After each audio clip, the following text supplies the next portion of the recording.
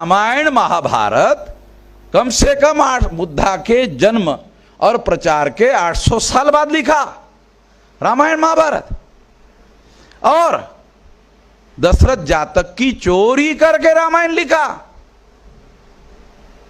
और महाभारत 31 जातक कथाओं की चोरी करके लिखा। यानी ये चोरी भी नहीं तो खुल्लम खुल्ला डाका है। एक दशरथ जातक चुराया तो चोरी कह रहा हूं, 31 को आधार बनाए तो खुल्लम खुल्ला डाका मार करके। कहां है तुम्हारी प्रतिभा? तुम कहते हो साले ये हमारे महान आदमी ने लिखा है। चोर है वो, डाकू है वो, खुल्लम खुल्ला डाका डाल रहा है। हम कह रहे हैं अब बताओ गलत है। वामन मेश्राम तो वेरीफाइड फैक्ट ही बताता है, बताओ गलत है। गलत बताने के लिए कुछ नहीं है, बोलते ही नहीं। क्या बोलते मालूम है? इस पर चर्चा ही नहीं किया जा सकता, क्योंकि चर्चा करते ही पकड़ में आ जाते हैं। तो ये बातें जानना, ये बातें समझे बगैर हम वर्तमान में जो गुलाम बने हुए हैं, वो गुलाम, वो जो घटना है वो उसके प्रभाव में है। ईसा पूर्व 185 में जो घटना घटित हुई, सम्राट रुद्रत मौर्य की हत्या हुई और पुष्यमित्र शुंग वहां भागकर यहां आया, फैजाबाद के पास अयोध्या नाम का ही राजधानी बनाई। तो पुष्यमित्र शुंग की राजधानी का नाम अयोध्या है। यूपी के इतिहास में इतिहास पढ़ाया जा रहा है कि पुष्यमित्र शुंग की राजधानी का नाम अयोध्या है। यूपी में इतिहास पढ़ा रहे योगी जी। और योगी जी ये किस पीठ के महंत है? गोरखनाथ। गोरखनाथ कौन है? बुद्धिस्ट है। देखो, हीनयान, महायान, वज्रयान, तंत्रयान। तंत्रयान के वो प्रधान आचार्य है, तंत्रयानी बुद्धिज्म के।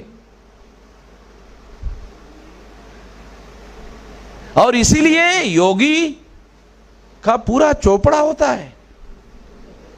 ब्राह्मणों के जो साधु है जटाधारी होते हैं और योगी का पूरा चंपी होता है। क्यों? क्योंकि भिक्षुओं का ऐसे होता था, उनके गुरु का भी ऐसे होता था, गोरखनाथ जी का भी ऐसे होता था। और कपड़े कौन से पहनते हैं? भगवाधारी है। भगवा कहां से आया? ये हमारे लोगों को भी समझ में नहीं आता। अरे सारा का सारा भगवा जो है ये आरएसएस के लोगों ने चुराया हुआ है। साला इनकी हजारों साल की परंपरा चुराने का ही। संघ शब्द चुराया, प्रचारक शब्द चुराया। ओरिजिनल शब्द प्रचारक वहां है। प्रचारक शब्द चुराया, संघ शब्द चुराया। भिक्षु संघ के लिए संघ शब्द है, प्रचारक शब्द जो है भिक्षुओं को मूल काम उनका प्रचारता था, वो चुराया। नरेंद्र मोदी ब्रह्मदेश गया, वहां के प्रधानमंत्री को कहा ये कमल का फूल है, बुद्ध का है, हमारी पार्टी का चुनाव निशान है, वो हमने बुद्ध से लिया। नरेंद्र मोदी वहां कह रहा है ब्रह्मदेश में। यानी चुनाव का निशान भी।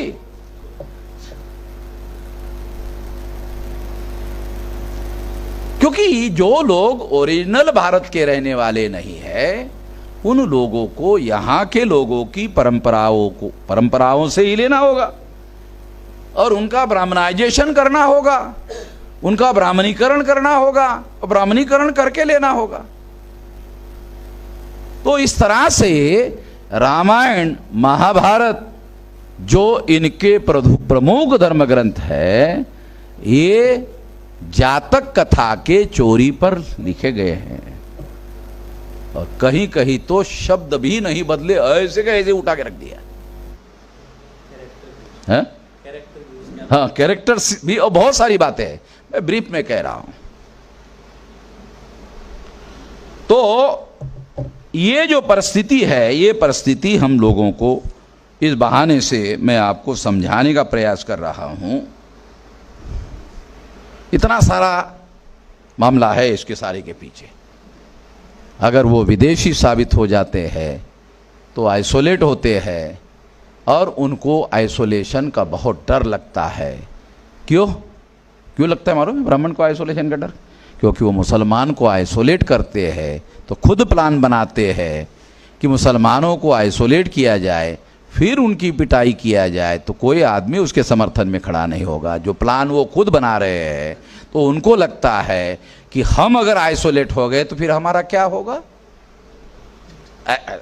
जो प्लानर है वो कैसे सोचता है, इसलिए आपको बता रहा हूं, क्योंकि मैं ब्राह्मणों का दिमाग पढ़ता हूं। हमारे लोग तो किताब पढ़कर भी नहीं समझते, मैं तो बगैर कुछ लिखा हुआ दिमाग पढ़ के बताता हूं।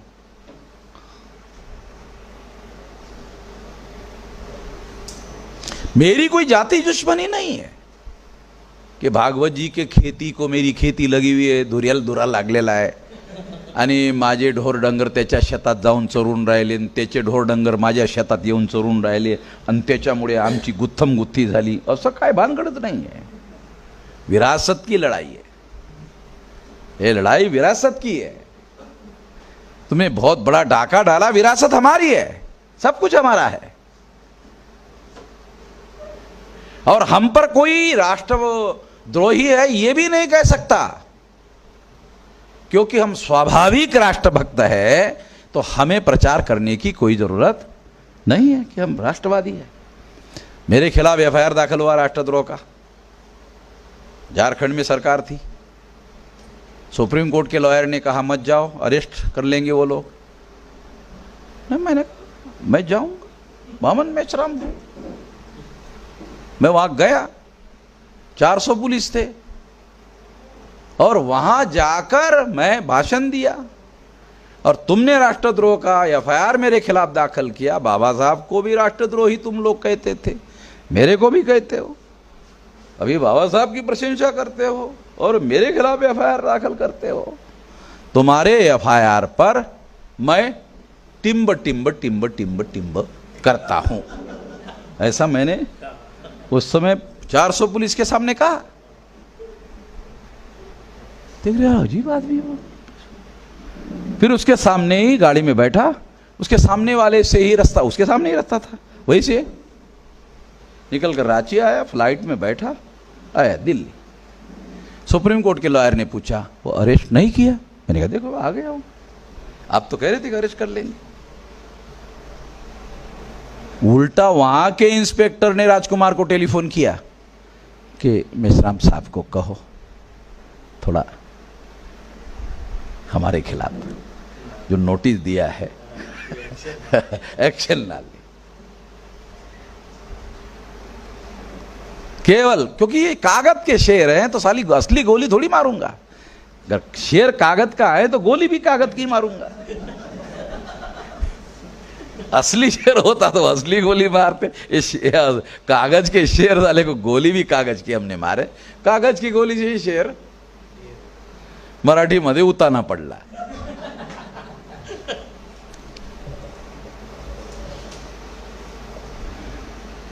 तो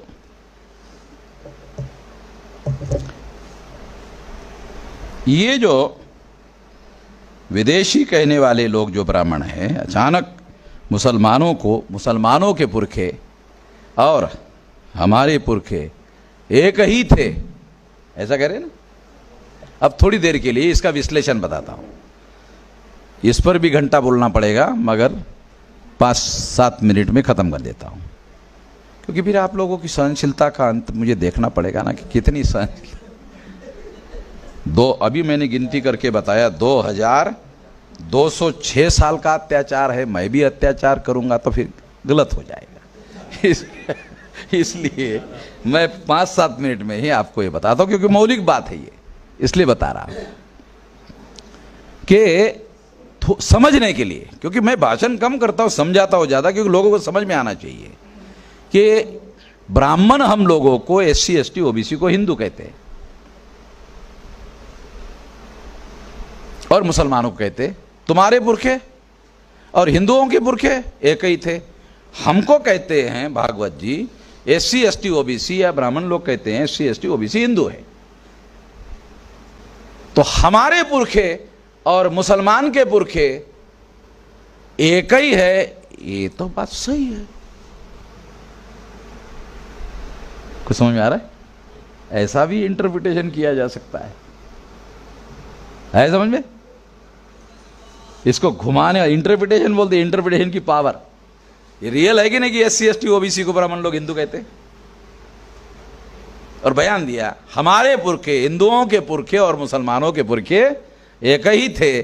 चलो तुम हमको कहते हो SC ST OBC के लोग हिंदू है, तो हिंदुओं के पुरखे और मुसलमानों के पुरखे एक ही थे। बात तो सही है, मगर उसमें तुम शामिल नहीं हो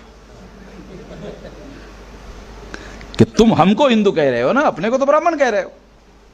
तुम हमको हिंदू कह रहे हो, अपने को ब्राह्मण कह रहे हो, कहने को भी ब्राह्मण कह रहे हो, व्यवहार में भी ब्राह्मण कर रहे हो। ब्राह्मण कभी भी अपने को हिंदू के तौर पर आचरण नहीं करता। वो हम लोगों को हिंदू बनाने के लिए हिंदू हिंदू कहते रहता है, मगर ब्राह्मण अपने को कभी भी हिंदू कहता नहीं है, हिंदू मानता नहीं है। तो ब्राह्मण प्रचार के लिए हिंदू कहता है, अमल के लिए कभी हिंदू कहता नहीं है। प्रचार के लिए भी क्यों कहता है? तो 26 जनवरी 1950 को अगर संविधान लागू नहीं होता तो ये भी नहीं कहता। ये तो 26 जनवरी 1950 को हर 21 साल के व्यक्ति को वोट का अधिकार मिला, इस वजह से कहते हैं। नहीं तो क्या कहते हैं? अरे सी सी सी सी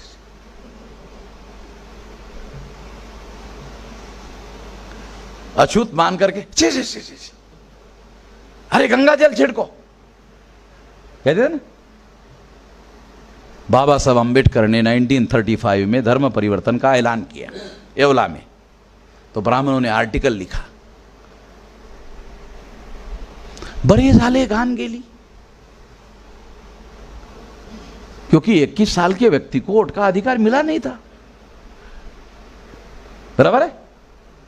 ये लिखा उन्होंने आर्टिकल, बड़े झाले घाण गेली। जिन लोगों को कहा बड़े झाले घाण गेली, अभी क्या कहते? हिंदू समाज बहुसंख्य है।